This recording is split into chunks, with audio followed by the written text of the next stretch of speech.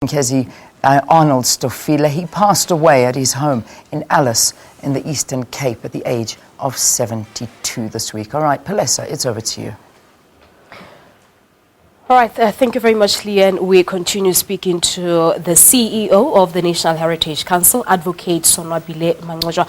Advocate, let's just talk about the achievements that Reverend Stofile had actually achieved during his term as the Premier of the Eastern Cape. I mean, you worked in his cabinet as the youngest sports MEC then.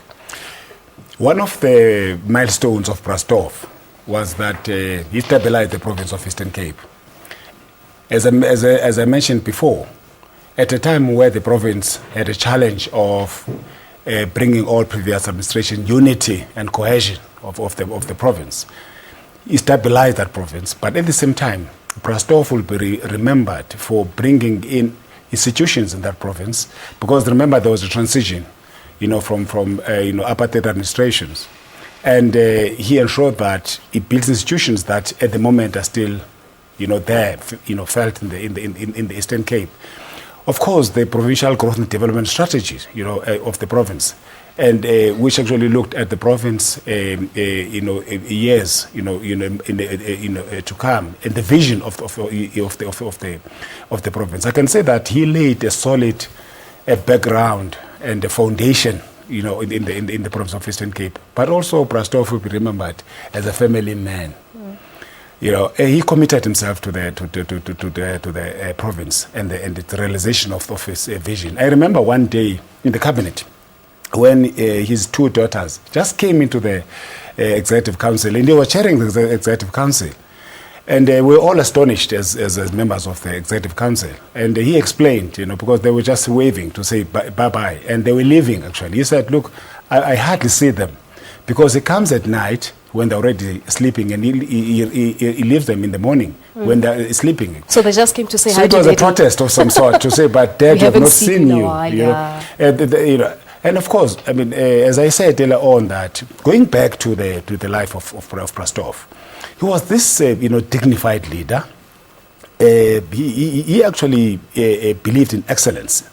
I learned a lot of things. I would say that many things that I learned from him still have an impact in my life, as at the moment. And many, because he inspired many different generations. The youth, he understood this militance of young people and how it should be channeled. That's why in the ranks of Condolences it was very popular. But again, the last few things I would say about him is that Stofile embraced all the qualities of a good leader of the African National Congress. He was a man of cloth. In him, he followed in the footsteps of people like, leaders like luminaries, Galata, leaders when we were tried and tested, in the ANC, leaders like Reverend Mahaban, and all of these leaders. And I would say that in him, on this question of leadership, he did not actually impose himself as a leader. You would struggle to get Stofile to agree, even when he became a Treasurer General of the ANC. In the first conference of the ANC, apparently, his name was even mentioned as SG of the ANC. But of course, as you know, Stofile will decline in some of the... And even when when we approached him, even those who approached him, they would struggle, to, make him agree on that, because he will have a set of questions to ask. Why me? So instead of we learn a lot going forward now in that rare character of a leader of the ANC, is to actually take from him all those traits to say that at a time where our country we need leaders like him.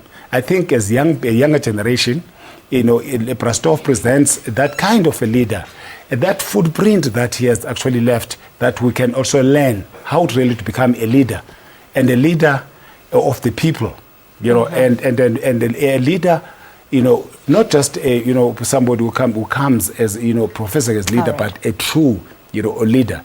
And I would say that as a Heritage Council, because he was also this walking archive. Many things, he knew many things, across the political, social, spectrum of life.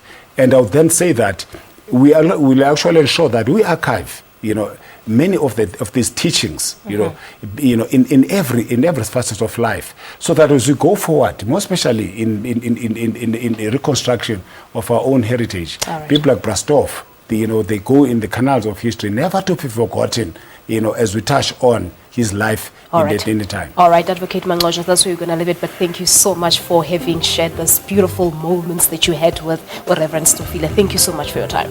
Thanks so much. Thank you very much. There you have it. That's the CEO for the National Heritage Council, Advocate Sonwabile Mancotywa, talking to us about how he knew Reverend Stofile. Well, we're taking a break.